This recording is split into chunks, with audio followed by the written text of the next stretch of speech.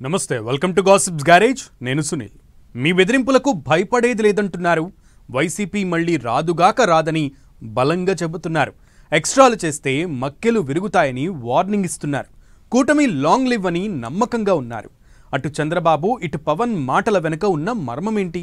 వాళ్ళది ధైర్యమా ఆత్మస్థైర్యమా YCP కోలుకునే situation లేదన్న అంచనానా లేక కూటమి దగ్గర ఇంకేమైనా అస్త్రాలు ఉన్నాయా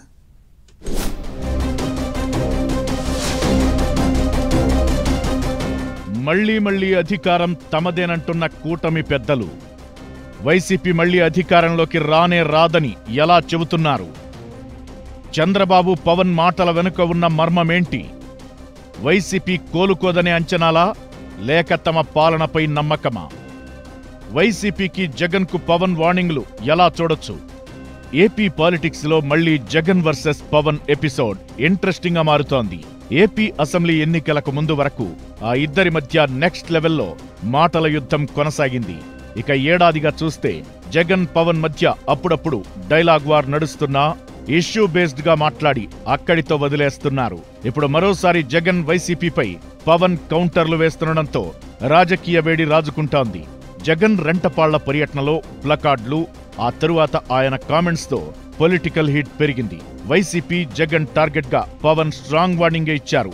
తొక్కి నార తీస్తామని మక్కెలు విరగ్గొట్టి కూర్చోబెడతామంటున్నారు పవన్ అసాంఘిక శక్తులను ఏరివేస్తామన్నారు రోడ్డెక్కి పిచ్చి పిచ్చి వేషాలు వేస్తే అసలు ఊరుకోమంటున్నారు గొంతు కోస్తామని అంటే అసలు ఊరుకునే ప్రసక్తే లేదని హెచ్చరించారు సరదాగా ఇక్కడ ఎవరూ కూర్చోలేదంటున్న పవన్ అధికారంలో ఉన్నప్పుడు అరాచకాలు సృష్టించారని ఇప్పుడు కూడా అలాగే చేద్దామనుకుంటే లైట్ తీసుకునే ముచ్చటే లేదంటున్నారు అంతేకాదు కూటమి ఐక్యతకు తాను ప్రాధాన్యత ఇస్తానని 20 ఏళ్లు కూటమి అధికారంలో కొనసాగుతుందని క్లారిటీగా చెబుతున్నారు పవన్ మళ్లీ జగన్ ప్రభుత్వం రానే రాదు తాను మాట ఇస్తున్నానంటున్నారు పవన్ కనీసం 15 ఏళ్లు కూటమి పవర్లో ఉంటుందని భరోసా ఇస్తున్నారు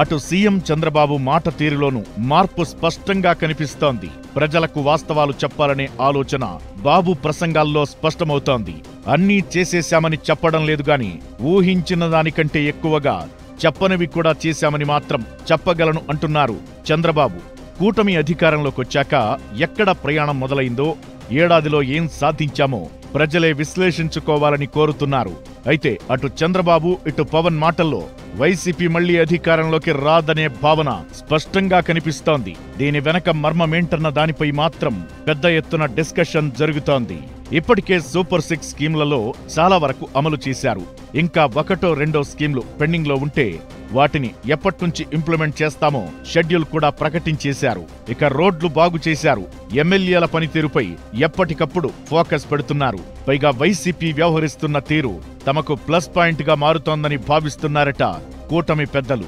అపోజిషన్ లో ఉన్నప్పటికీ అరాచకాలు అడ్డగోలు మాటలు మాట్లాడుతున్నారని వైసీపీని ప్రజలు ఓడించిందే అందుకని రాబోయే ఎన్నికల్లో ఆ పార్టీకి ఓటమి తప్పదని అంచనా వేస్తున్నారట కూటమి లీడర్లు